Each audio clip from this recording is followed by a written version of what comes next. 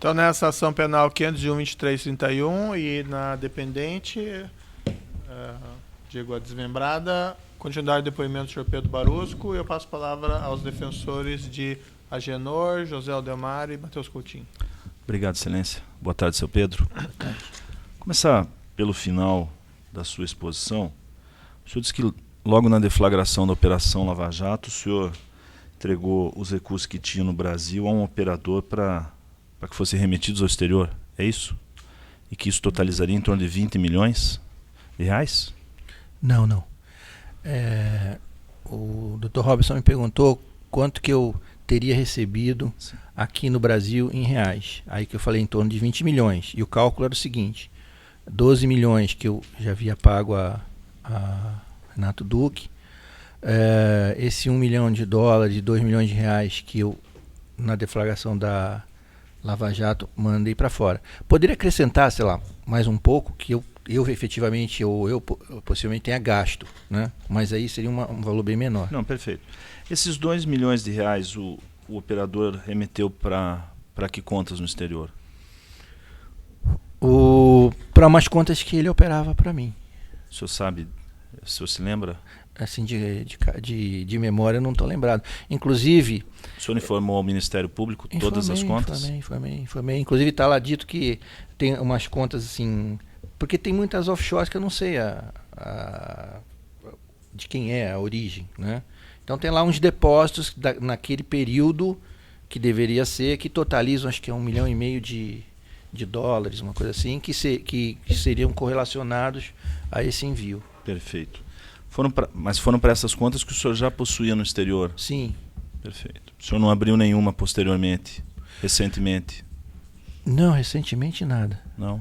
O que aconteceu foi o seguinte: quando já era um anseio meu de tempos dar uma organizada nas minhas contas. E como houve essa ação penal lá na Suíça, eu fui para a Suíça, fechei algumas contas, né? E abri outras na própria Suíça, né? Então, quando entrou essa ação penal e as contas foram bloqueadas, foi um complicador, porque as contas estavam sendo transferidas de contas em bancos lá e o bloqueio se deu no meio. Então, tanto que houve assim um trabalho bastante detalhado para fazer o repatriamento, porque tinha dinheiro que tinha passado para uma conta, ficou uma parte aqui. Então ficou assim, tem uma dificuldade adicional. Mas foram contas abertas em março, abril de 2014, né? E depois todas fechadas e todo o dinheiro repatriado. O senhor já teve algum familiar seu, alguma interposta pessoa, conta em Singapura? Eu em Singapura? O senhor, familiares ou pessoas interpostas? Não. Nunca teve? Não, nunca. Sim.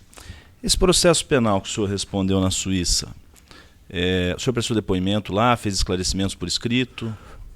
Não foi necessário, porque no meio do processo eu acabei fazendo um acordo, né, judicial. Aí o procurador, inclusive, permitiu que tem uma iniciativa do Meritíssimo, né, pediu para eu fazer se eu podia pedir para repatriar. Eu fiz um pedido do repatriamento e o procurador deferiu todo o repatriamento. Eu não entendi a expressão iniciativa do Meritíssimo. Não, quando foi homologado o acordo, eu falei que eu tinha uma parte do meu dinheiro bloqueada e uma parte que não havia sido bloqueada. Eu declinei isso, né? Aí eu me comprometi a colaborar para a repatriação, né? É aí que eu fiz fiz uma ação junto à Procuradoria perfeito. Lá da Suíça, pedindo, e foi aceito, foi deferido, juntamente com o Ministério Público, né? Esses recursos seus na Suíça já estavam bloqueados, então? Tinha uma parte bloqueada e uma parte que não estava bloqueada. Qual parte estava bloqueada, qual não estava bloqueada? A parte que estava... Valores? Em valores? Eu diria metade. Eu não lembro exatamente, mas... isso não... O senhor sabe as contas que estavam bloqueadas, quais não estavam? Olha, as contas que estavam bloqueadas foram as contas que... Doutor, desculpe, mas assim, qual que é a relevância dessas questões? Relevância porque nós queremos avaliar a credibilidade do que os delatores falam, As Excelência. contas estão bloqueadas ou não estão bloqueadas? Isso tem alguma diferença para a credibilidade? Eu acho que quem fez a delação premiada, dizendo que estava espontaneamente devolvendo o que estava Não, isso já tá bloqueado lá fora, Não. eu acho que perde a credibilidade. Não, doutor, É a isso nossa tá no avaliação, acordo. é a linha da argumentação da defesa, Excelência. Está indeferido então, doutor, porque isso está escrito no acordo. É só ler o acordo. Perfeito. O senhor lê o acordo, o senhor vai ver o compromisso de repatriação que foi firmado com o Ministério Público e a referência a contas que estavam bloqueadas e outra parte não. Desses 97 milhões, o senhor já afirmou que grande parte foi rendimento financeiro. Em Sim. torno de 20, 25 milhões, se não estou equivocado. O senhor mencionou também que os depósitos feitos pelo senhor Mário Góes totalizariam 20,4 milhões. Eu anotei 7,6 milhões na REA, 6,8 na Dolitec e 6 na Daydream e na Backspin. Esses outros aproximadamente 50 milhões de dólares, nessa conta rápida aproximadamente, tem origem no quê?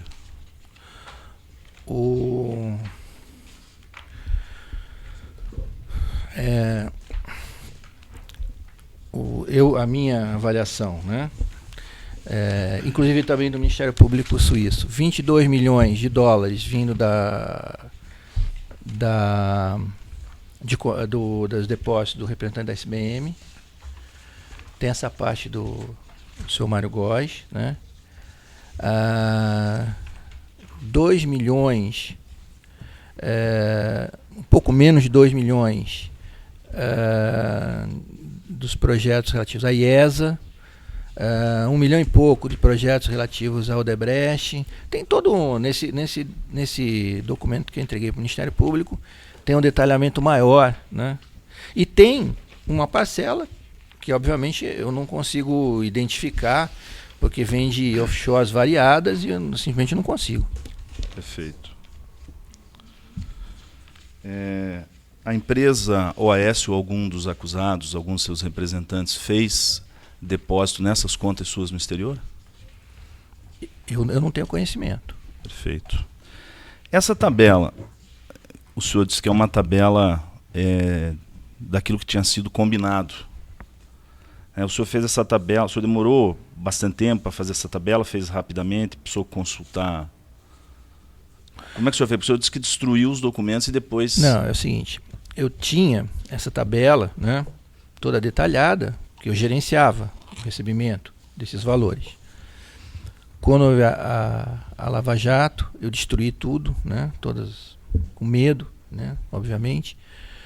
Só que depois que eu fiz o acordo, eu me comprometi a tentar refazer a tabela. E como é que eu refiz essa tabela? Eu peguei, tá, todos a relação de contratos, contratos oficiais, né, os valores, os DIPs, né, da Petrobras, onde está lá a descrição, o documento que vai para a diretoria executiva para aprovação, repassei um a um, tá, e fui lembrando, esse aqui teve combinação, esse aqui não teve, esse não teve, e montei a tabela. Tá?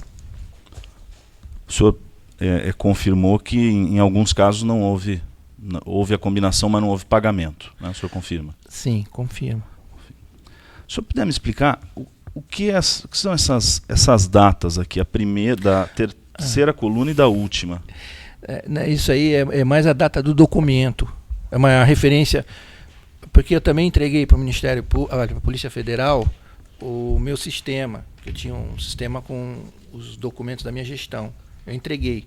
Então, uma forma de procurar, por exemplo, quero ver o contrato tal. Vai lá no DIP, nessas datas, tem os DIPs que se referenciam a cada um desses contratos. Não significa data de pagamento? Não. Ah, perfeito. Os contratos da Petrobras que não estão nessa tabela? Eu também estou tendo pedido de colaboração sobre outras empresas. Então me estressando em relação a uma empresa, eu não vou precisar mencionar o valor, só para dar a empresa, só para dar um exemplo. Ah, você falou que tem propina aqui, aqui, aqui. E esses outros contratos? Né? Aí eu peguei e comecei a analisar detalhadamente. Desses que eu falei, eu ratifiquei. Né? Dos outros que a pessoa está me perguntando, eu acho que um ou outro teve, mas eu não consigo afirmar. E outros não houve. Então, não vou dizer que essa linha de corte é absolutamente precisa, né? Mas ela é muito próxima da realidade. Em relação às grandes? Sim, em relação às grandes. Aqui está isso perfeito. Que eu estava falando, né? O que está fora aqui é que não houve pagamento de propina. Provavelmente. O senhor não tem certeza se houve pagamento ou não houve em relação a algum contrato que esteja fora dessa tabela? Eu quero dizer o seguinte, quando eu já reli essa tabela Perguntando várias vezes, para lhe facilitar. eu ratifico a tabela. Os outros é que eu fico na dúvida, né? Os outros contratos, se houve ou não houve, se houve ou não houve. Porque eu não posso chegar aqui e dizer que houve quando não houve. Aí eu estou cometendo um erro grave. Nem eu lhe peço isso. Em relação ao AS, o senhor sabe quais os contratos que estão aqui, provavelmente. Existe outro contrato que o senhor não tenha dito, onde houve pagamento de propina ao senhor? Primeiro, eu não consigo nem lembrar quais são os outros contratos, né? Porque já faz muito tempo, são muitos contratos. Vou reformular. O senhor sabe em quais contratos houve pagamento de propina? Objetivamente, não, da OAS? Eu sei dizer quais os contratos da OAS e de outras empresas maiores, onde efetivamente houve. Isso eu sei dizer. O contrário, não. E isso está aqui na tabela? Está na tabela. Então eu estou satisfeito. Mais alguma pergunta? Boa tarde. Boa tarde. Em 2005, o senhor já era o gerente executivo da diretoria de serviços, certo? O senhor se lembra da contratação do gasoduto Urucu-Manaus? Do GLP Urucu-Manaus? Aquela primeira lá atrás? Não, porque quando, o GLP duto já existia. Uhum.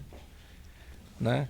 Vê se eu tô, porque tem que lembrar que é complicado. Um Aí a OAS fez o quê? Ela fez um novo GLP duto e transformou o antigo GLP duto em gasoduto. Acho que foi isso que foi, entendeu? Então, é bom separar. Então, o antigo GLP duto, eu não tive participação nenhuma, tive no novo GLP duto e na transformação do antigo GLP duto em gasoduto. Mas essa obra era uma obra complexa, parece que havia 3 lotes. É correto afirmar isso? Sim, bastante complexo. O senhor lembra especificamente quem desempenhou a cada um dos lotes? Bom, foram. Porque a gente estava fazendo, era o Urucu-Manaus, né? Isso. Então, ficou aquele trecho, que acho que já tinha sido feito pela OAS no passado, que era do trecho do GLP duto, já tinha sido feito pela OAS. E mais 2 trechos novos. Eu acho que o primeiro trecho foi a Camargo Correia. O segundo trecho foi a Andrade. E o último trecho, que era o GLP duto, né, ou transformação, foi a OAS. Certo. O senhor lembra se houve, quantos convites houve nessa contratação? Não lembro. Não mas, lembra? sei lá. Não, tudo bem. Mas é o padrão da Petrobras. Mas né? o senhor disse há pouco, quando foi perguntado pelo juízo, que o senhor tomou conhecimento da existência de um suposto cartel em 2008, 2009, quando da contratação da Abreu e Lima. É correto? Eu senti a ação forte do cartel ali, naquele momento. Naquele momento o senhor se deu conta que poderia haver um acerto entre as empresas. Sim. Alguém lhe disse isso? Alguém lhe contou sobre a existência de um clube antes dessa ocasião? Não, esse nome clube eu vim só ver recentemente. Eu nunca vi usar esse nome clube. Ou essa ação dessas empresas consideradas integrantes desse clube, o senhor só veio a tomar conhecimento ou se dar conta em 2008 ou 2009? Foi na execução das listas da Abreu e Lima. Da Abreu e Lima, da Reneste. Da Reneste, Certo. O senhor lembra que empresas fariam parte desse grupo de grandes empresas que integrariam esse clube, não? Eu posso citar algumas, não sei se você preciso, né? Mas pela ordem de tamanho, né? Odebrecht, Andrade, Camargo, UTC, Queiroz Galvão, a Engevix, a Galvão, a Tequinte, a Promon, a MPE.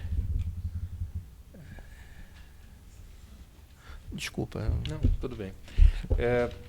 A empresa Etesco faria parte desse grupo? A empresa Etesco? Não. Não. Conduto Equador? Não. GDK? Sim.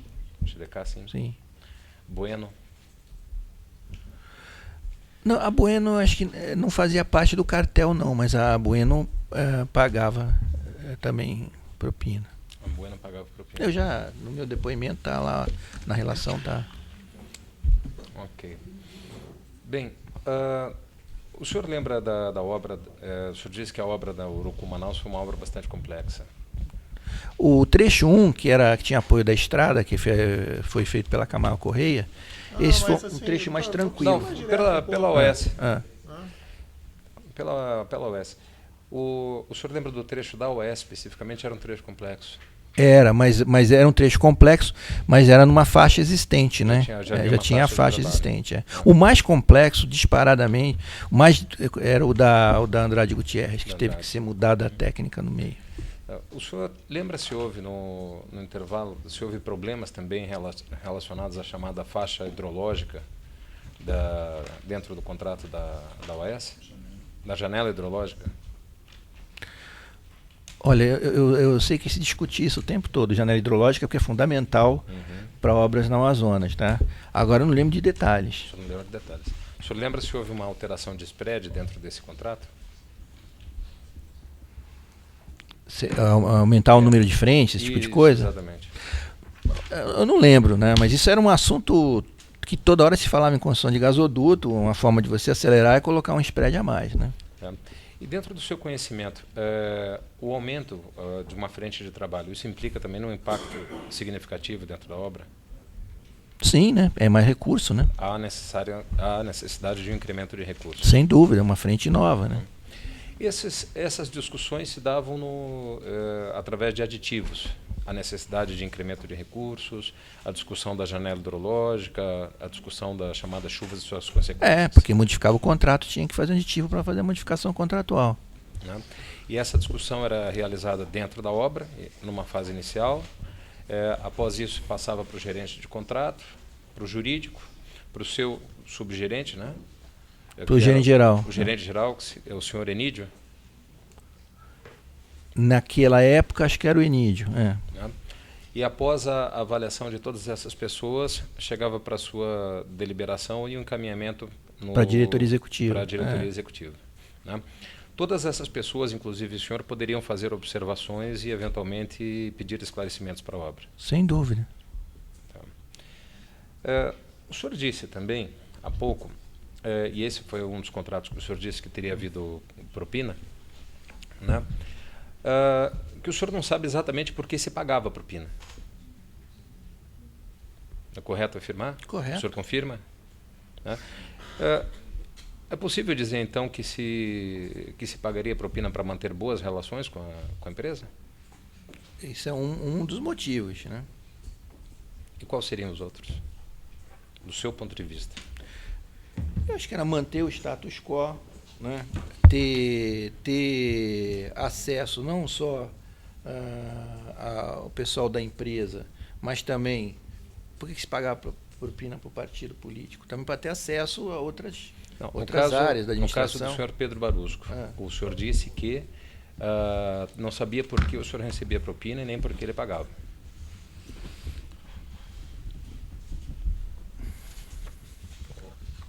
Isso já não foi perguntado, doutor? Foi perguntado. Eu só gostaria que ele confirmasse. Não, é assim...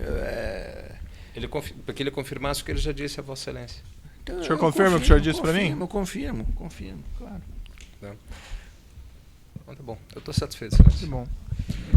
Tem mais uma pergunta, aliás.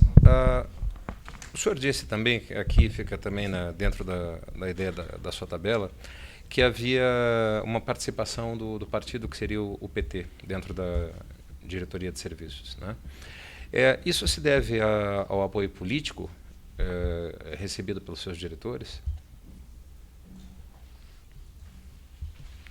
Olha, se a gente correlacionar, né, essas indicações que dizem do PP, do PT, seria sim, né? Sim. Entendo que sim. O senhor sabe de algum político, de algum deputado, senador que efetivamente dava esse suporte ao senhor Renato Duque? Não, a mim não teve suporte nenhum. Eu não conheço. Já respondi aqui, não conheço. O senhor não sabe? Estou satisfeito. Obrigado, senhor. Obrigado. Seguindo a ordem aqui, o defensor do senhor Alberto Elise e do senhor Sérgio Mendes. Tem perguntas? Defensor do senhor Ângelo Mendes. Defensor do senhor Alberto Seff. Defensor do senhor Augusto Mendonça. Defensor do senhor Dario Teixeira. Defensor do senhor João Vacari. Defensor do senhor Júlio Camargo. Defensor do senhor Lucélio Góes. Defensor do senhor Mário Góes.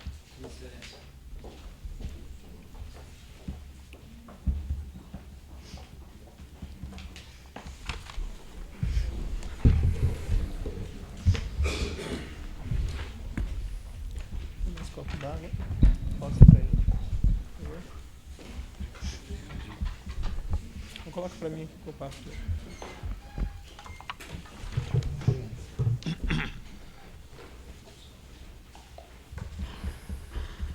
Boa tarde, senhor Pedro. Boa tarde. O senhor informou aqui ao juízo que, conforme descreve também a denúncia, que o senhor seria sócio, teria uma contabilidade com o senhor Mário Góes numa sociedade em um avião, uma aeronave. O senhor pode dizer especificamente qual é essa aeronave? Eu já descrevi, né? Acho que foi por volta de 2007 e tal, ele surgiu com a ideia de comprar um avião, se eu não queria participar, eu falei que sim. Né? E aí foi comprado, primeiro um avião Baron.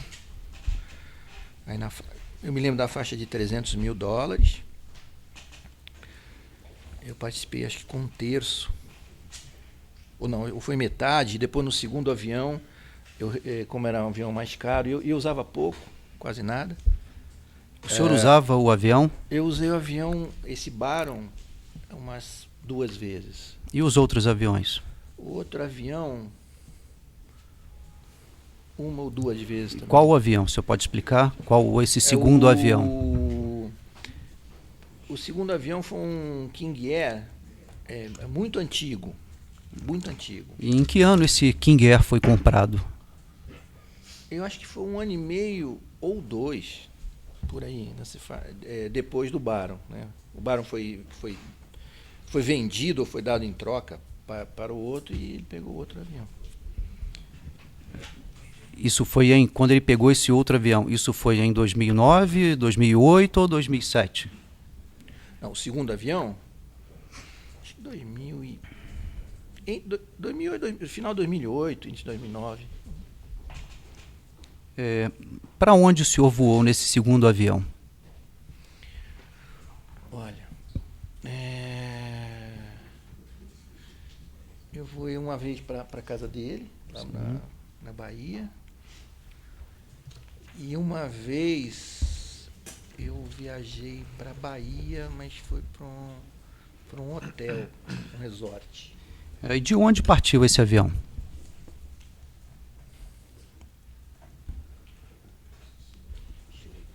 Eu sei que uma vez eu parti aqui de Jacarepaguá, do aeroporto de Jacarepaguá, uma vez.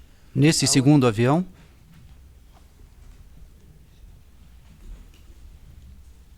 No segundo avião. Desse Baron, uma vez, eu fui para Bragança Paulista com esse Baron, para casa de um amigo meu. Ele foi também, o Mário foi.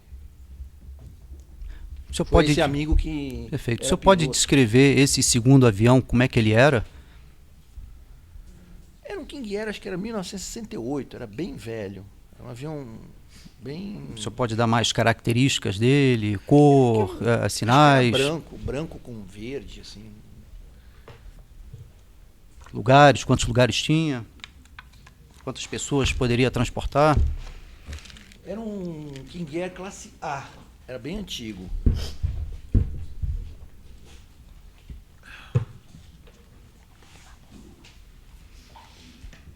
O senhor sabe onde esse avião, esse segundo avião, ficava parado? Em que hangar? Em que local? Olha, eu acho que ele ficou parado em Bragança Paulista, no aeroporto lá, no aeroclube. Não sei exatamente. Quem voou com o senhor nesse avião, nesse segundo avião do senhor Mário Góes? Tinha um piloto que chamava comandante Malengo. Comandante Malengo. Ele pegou aonde?